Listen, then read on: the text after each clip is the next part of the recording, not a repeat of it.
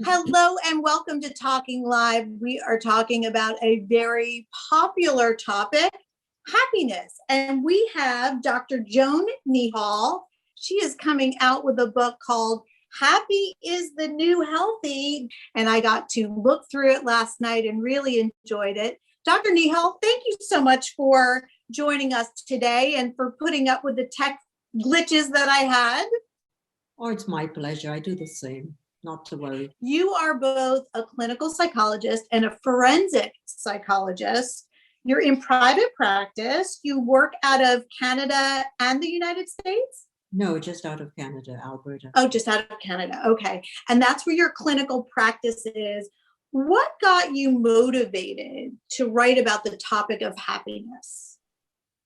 Well, after 35 years in the field, I thought it would be a great gift to give my previous clients and also people in general some thoughts that I obtained over those years on how to be happy, the how of happiness, if you will, because I've always had clients, and I'm sure you too, they never come and say to us, help us to become more depressed. Yes, I can honestly say I have never heard that. Yes, that's not a question we get. Right. So, you have to think about how do we go about eliciting this fleeting thing. It's almost like a butterfly, and people seem to be very concerned about how to be happy. In fact, it has, much to my surprise, become commercialized, this whole notion of happiness. I'm more concerned about it from the point of view of the physical. Yeah, no, it's so true. I also observed something very, very similar, and I do believe that this pursuit of happiness is getting us to feel more depressed collectively, because as you and I both know, it's not a feeling we can have consistently. You just nailed it, because from my perspective, I'm not talking about that euphoric, I'm happy, you're happy, let's be happy state. I'm talking about it as a mindset to be cultivated, not a condition to be imposed upon. So what is the difference for you between chasing this hedonistic euphoria versus training the mind to achieve this state of happiness and well-being? Well, I think we need to go back 2 steps and look at happy people, for example, and what are they doing? Happy people live in the present. They have that innate capacity to forgive. They are very empathic. They laugh with us. They cry with us. They set goals that are not carved in concrete. They're very flexible. They assume that change is something that's part and parcel of life. So when the pandemic arrives, they say, oh, well, so this is a setback. Let me see what I did in the past to be resilient. And they learn from it. They've got a growth mindset. So these are some of the things that we're talking about when I talk about happiness is not an act, it's a habit. It's a lifelong practice. And that's what I'm getting at. And in the book, I teach people how to literally go about doing this, but it's not an easy fix. And so you do give some tips. Would you like to get into the tips right now? The first one is savor even the smallest experience. I like the concept of savoring because, as you know, and you above all would appreciate what I'm saying, it circumvents the opportunity to get used to things, to the hedonic treadmill, because we get our clients to live in the present. And what you're doing is becoming presently available and aware. Hey, this is something I really want to do. This is something I love to do. So I'm going to pick something I want to do for me today that I enjoy, that I actually love. And I stay in the present with it. And then I want to Instagram it and I want to share it with my friends. So that's the whole concept of savoring. For us, it could be a cup of coffee. For me, it's usually going out on my little expedition, exercise, go outside, go into the sunshine and look up and use my 5 senses and go. Remember, Keltner says it, the science of awe, and just becoming aware of the things around us. And those are the sorts of things that will make us happy. So savoring is such an important thing to teach people how to savor. And incidentally, gets people to focus on the present. I found that a lot of my patients talked about the importance of being out in nature as being very therapeutic during the pandemic, especially when it first hit. Like they noticed the trees and the birds in a whole different way, and everybody got to slow down and appreciate the smaller, quieter moments in a way that's atypical, especially in New York City. So I love the idea of savoring as well. You also talk about focusing on the now. That is so important, especially when we consider with the pandemic here, anxiety occurs. I've had patients tell me that they're anxious now, they're fearful, they've lost control, what's happening in their world. And when you get a person to stop and just say, okay, I'm feeling connected now with nature, like you found with your patients, mine feel that sense of connection. And connection is so important during this difficult time. We want to reduce anxiety. We want people to connect with one another. Social connection is so important. And, we talk about physical things to do, physical distancing, washing your hands. What are we doing to clean up our minds? Mm-hmm. Oh, such an important point to focus on, because our minds get cluttered too. It's not just our environment. So that's where focusing on the now, savoring will help us. Another thing that will help us is to think in terms of the things that I feel shame about and I feel guilt about. And let's deal with those, because those reduce our happiness index. And they rise up to the surface. Now, all of the inner demons come right up and say, hi, how are you doing? And one of them is, you almost feel guilty for feeling bad, because happiness says, let's be happy. And I'm saying, no, happiness means at times you will feel blue, but you know how to deal with it. That's what Luboborski talks about when she says only 10% of your happiness is due to life events like the pandemic, like getting fat, like losing your job. Those are only 10%. Throughout your book, you make the important comments how achieving that something external, the new house, earning more money, getting thinner, being in that relationship, actually doesn't help us to be as happy as we think it will. So we imagine a time in the future when we have all of these things as being the time that we will be happy. And you tell us throughout the book that's not the right way to achieve happiness. Actually, it's a great way for our consumer industry and culture to thrive, but it's a really poor way. I mean, think about it, me too. I mean, in our 20s, what did we crave? I craved the handbag. I craved certain things. I thought once I got my doctorate, yay, I'll be set for life. But then we realized the little thing called getting used to things. That's the problem. So we get used to the handbag. Oh, that's boring. Now I want another one. Or I got the car. I mean, God forbid I no longer drive the Tercel. I moved up in life, didn't I? I got a little Audi. And you know what?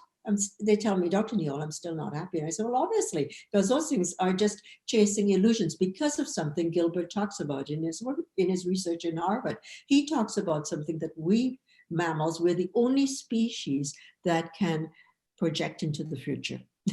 You ever hear that? That we are guilty of prospecting and projecting into the future what we think are going to make us happy.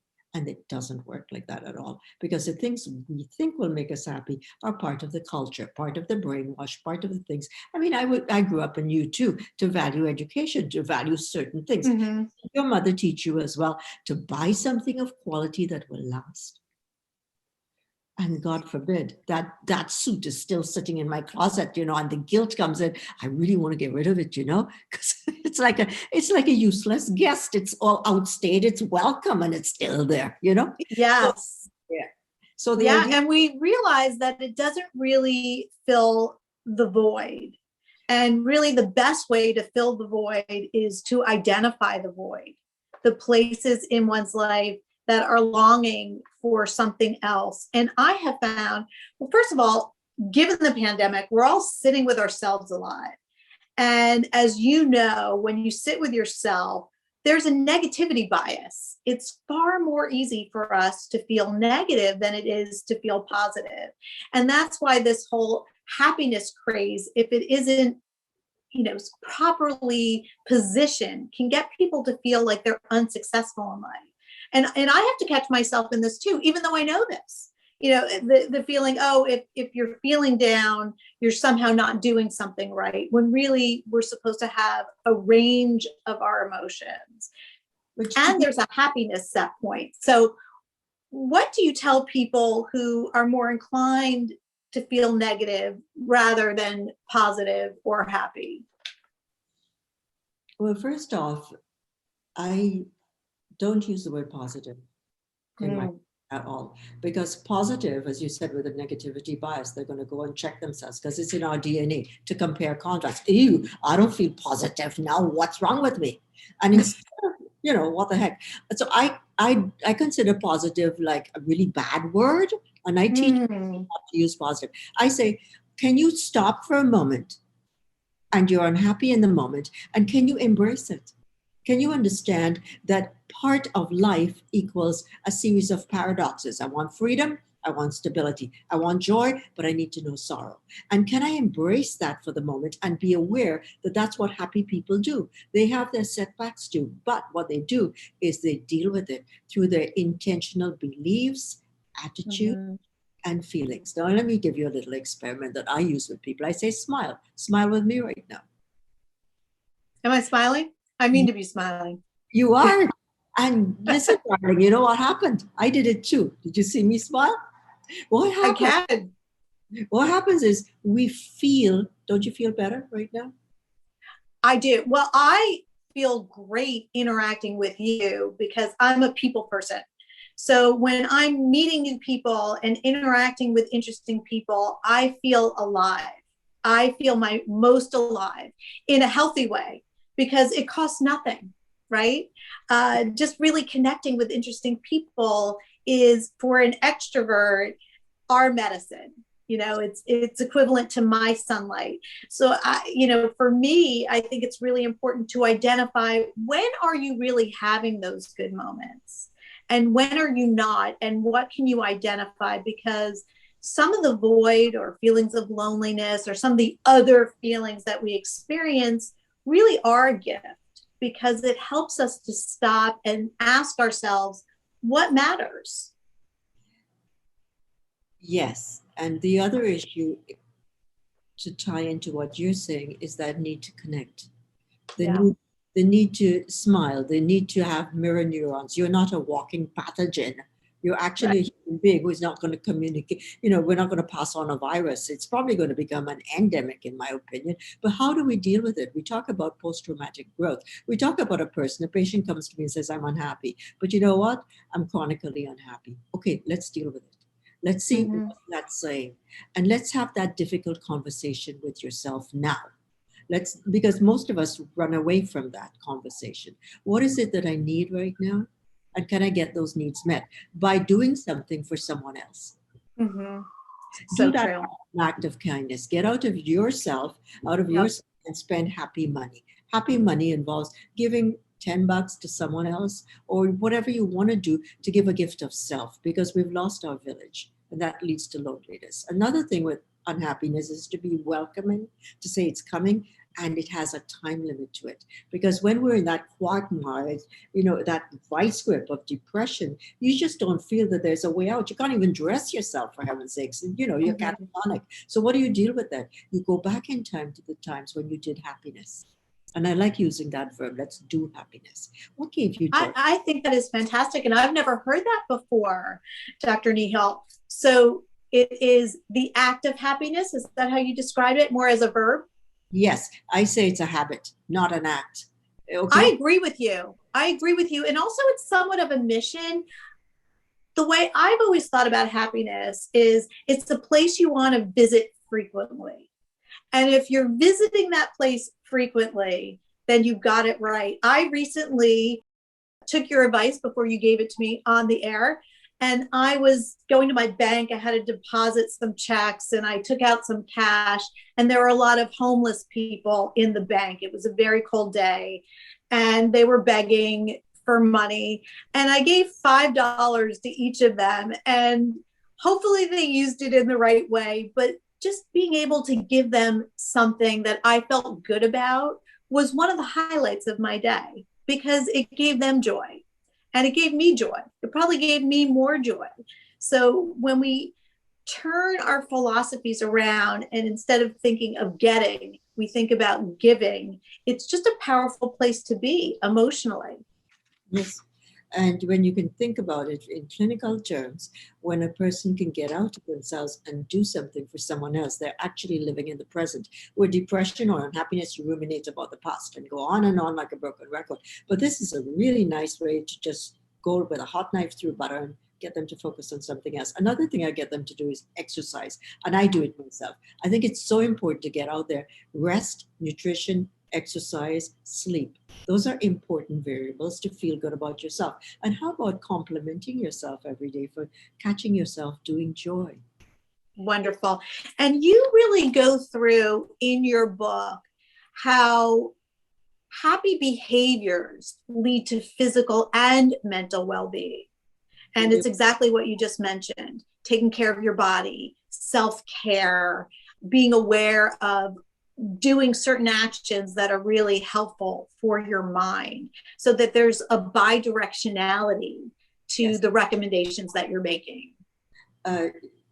Yes, and the other issue there, from my perspective, is how do we get women in particular, Robbie, to circumvent that feeling of I'm being selfish, I'm being self-centered. If I take me time, if I take time to exercise, to have a bubble bath, oh my God, there comes guilt and parental Yes. injunctions. So thou shalt be a servant and a slave and take care of everyone else and Yes. multitask, right? What about that?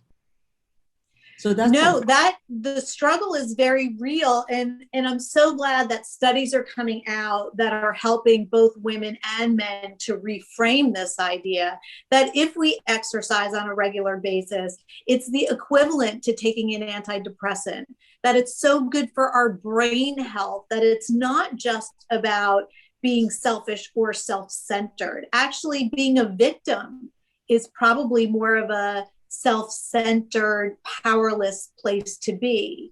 And instead of staying in that place, really asking yourself, even if it's a small step, what can I do next that would be good for me? Even if it's a small step, because life goals are made up of small steps. Perfectionism. And if I can't do it right, I'm not going to do it at all. Yes. Can we do the dance of good enough for today? That I'm good enough.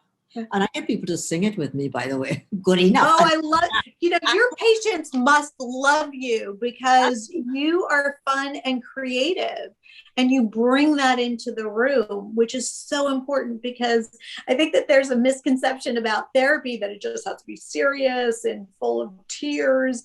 And what I recommend is you can have a good time too. Like we can have fun. We could laugh during therapy. We could laugh at ourselves and still pursue our goals. Robbie, you know about laughter. I mean, this is what I say to my patients sometimes. I say, look, you can cry and empty my Kleenex box. No offense to the tissues. Or you can laugh and maybe you might be incontinent, but it's okay. It's a leather chair. I love that. Yes, that can happen too. Before we go, do you think that there's such a thing as being too optimistic? Yes, that's where we started today when I talked about let's look at a quiet time of just sitting quietly and being grateful for what we have. Yeah. The hummingbird, whatever it is, because then we can connect, And I think that if you're too optimistic, the studies have shown in 2007, there was a very nice piece of research in which they showed that when people were too optimistic, what they did was they made impetuous decisions, financial decisions that brought disaster. Because they had that overinflated sense of, oh, well, I can do anything. If you're too optimistic, you tend to be superficial in your relationships because you tend to say, oh, it's okay, don't worry about it. And then you are accused of superficiality. What about the study in 1997 with women trying to diet? And the ones who were too optimistic had a hard time getting rid of the lost 10 pounds. So those are show you that it's okay to be unhappy at times. I think it's so important to get rid of the guilt and shame and say, hey, I'm unhappy right now, but it's not me. It's just a passing phase. Right. I agree with you. And I would love it if culturally we could brace this idea that we're supposed to have all of our feelings, so people are not frightened by what we have decided are negative emotions, but use every emotion as a gift because it's telling us what we should look at. You are just a joy, and thank you so much for joining us.